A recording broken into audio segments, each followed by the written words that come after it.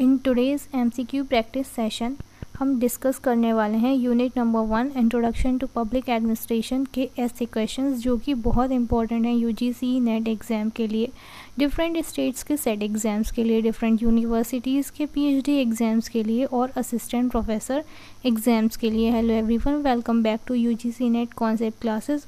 आज हम डिस्कस करने वाले हैं यूनिट नंबर 1 के क्वेश्चंस और हर क्वेश्चन का डिटेल एक्सप्लेनेशन भी डिस्कस करेंगे सो दैट क्वेश्चन का कॉन्सेप्ट भी पूरी तरीके से क्लियर हो जाए। तो चलिए स्टार्ट करते हैं क्वेश्चन नंबर 1 से। Question number 1 is public administration is considered both option A art and science, option B art and commerce, option C science and technology, option D none of these. The correct answer is option number A art and science. Public administration is a science because it has principles and theories, and an art because it requires skill and judgment. Public administration based करता है principles and theories पे और इसीलिए इसको कहा जाता है science. ये कि सिस्टमेटिक स्टडी पे बेस्ड होता है। पब्लिक एडमिनिस्ट्रेशन साइंस कहा जाता है क्योंकि ये सिस्टमेटिक स्टडी पर बेस्ड है। सिस्टमेटिक स्टडी से हमें मिलते हैं प्रिंसिपल्स एंड थ्योरीज़। इसको आर्ट कहा जाता है, आर्ट क्योंकि एक स्किल है, एक जजमेंट पर बेस्ड होता है। Question number 2, which characteristic distinguishes public administration from private administration? Option A planning, option B staffing, option C public accountability, option D organizing.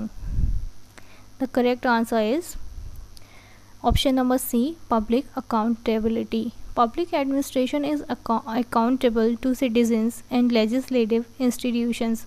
Public administration private administration से different होता है public accountability में, क्योंकि ये accountable होता है citizens को और legislative institutions को। प्लानिंग कॉमन होती है पब्लिक एडमिनिस्ट्रेशन में और प्राइवेट एडमिनिस्ट्रेशन में। स्टाफिंग भी पब्लिक एडमिनिस्ट्रेशन और प्राइवेट एडमिनिस्ट्रेशन में कॉमन होती है।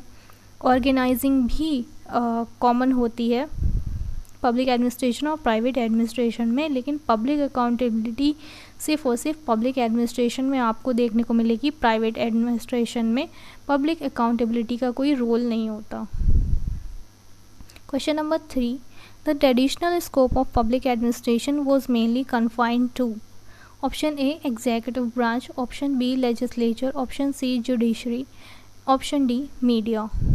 The correct answer is option number A executive branch. Early scholars viewed administration primarily as an executive function. Since ancient times public administration को माना जाता था सिर्फ एक लिमिटेड स्कोप तक, और ये स्कोप जो था मेनली रिलेटेड था एग्जीक्यूटिव फंक्शंस तक। The modern scope of public administration includes option A public policy, option B governance, option C e governance, option D all of the above. The correct option is option D all of the above.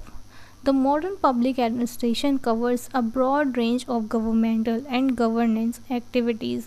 जो modern scope है public administration का, उसमें एक broad range of governmental and governance activities include की जाती हैं, क्योंकि अब स्टेट के जो फंक्शंस हैं प्रेजेंट सिनेरियो में, प्रेजेंट टाइम में, वो बहुत ज़्यादा इंक्रीज़ हो गए हैं।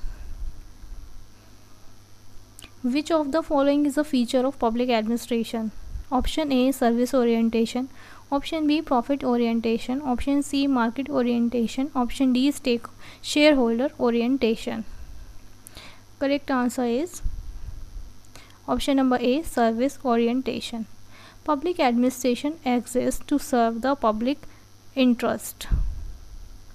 प्रॉफिट ओरिएंटेशन रिलेटेड है प्राइवेट एडमिनिस्ट्रेशन में, मार्केट ओरिएंटेशन भी रिलेटेड है प्राइवेट एडमिनिस्ट्रेशन से, और शेयर होल्डर ओरिएंटेशन भी रिलेटेड है प्राइवेट एडमिनिस्ट्रेशन से।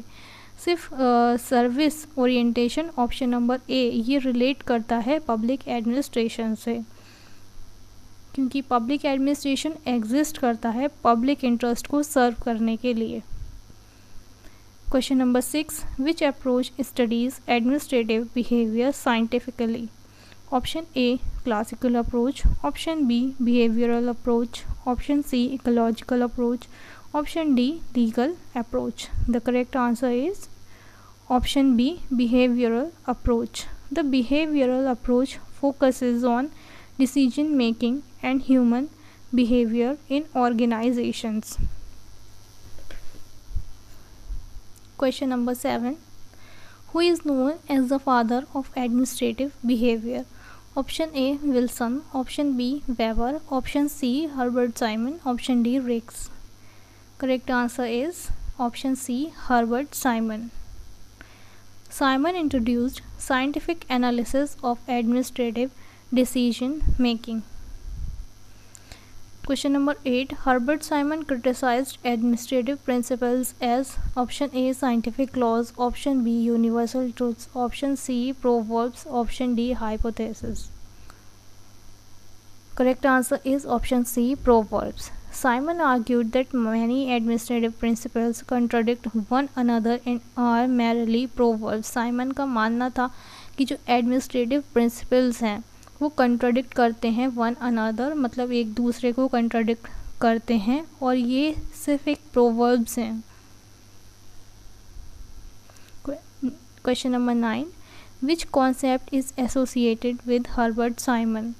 Option A, rational legal authority. Option B, bounded rationality. Option C, social equity. Option D, Sala model. Correct answer is option number B, bounded rationality. Decision makers operate under limitations of information, time and capacity. Decision maker जब कोई decision लेते हैं तब वो decision limited होता है, limited हो जाता है कई सारे फैक्टर्स से, जैसे कि इंफॉर्मेशन से, टाइम से और कैपेसिटी से. Next question. Which statement best describes public administration? Option A, it is concern only with government offices. Option B, it is concern with implementation of public policies. Option C, it deals only with political activities. Option D, it is identical to business management. Correct answer is option B, it is concerned with implementation of public policies. Public administration focuses on executing public policies and delivering services to citizens. Public administration का focus रहता है public policies को execute करने में and citizens को services deliver करने में.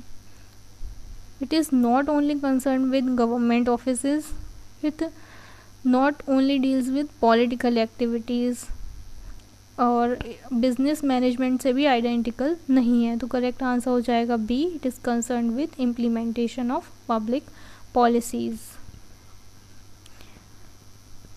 अगर सेशन आपको यूज़फुल लगा हो तो लाइक कर दीजिए. यूजीसी नेट एग्ज़ाम्स या सेट एग्ज़ाम या पीएचडी एग्ज़ाम या असिस्टेंट प्रोफेसर एग्ज़ाम्स की प्रिपरेशन जो लोग भी कर रहे हैं उनके साथ शेयर कर दीजिए एंड चैनल को सब्सक्राइब कर दीजिए. और ऐसे ही unit wise MCQ practice session के लिए, पीवाईक्यू एनालिसिस के लिए, कॉन्सेप्ट क्लासेस के लिए और जेआरएफ ओरिएंटेड कंटेंट के लिए चैनल को सब्सक्राइब कर लीजिए और बेल आइकन को प्रेस कर दीजिए. मिलते हैं नेक्स्ट वीडियो में एक और इम्पॉर्टेंट सेशन के साथ. तब तक पढ़ते रहिए, प्रैक्टिस करते रहिए और अपनी प्रिपरेशन को स्ट्रॉन्ग करते रहिए. Thanks for watching.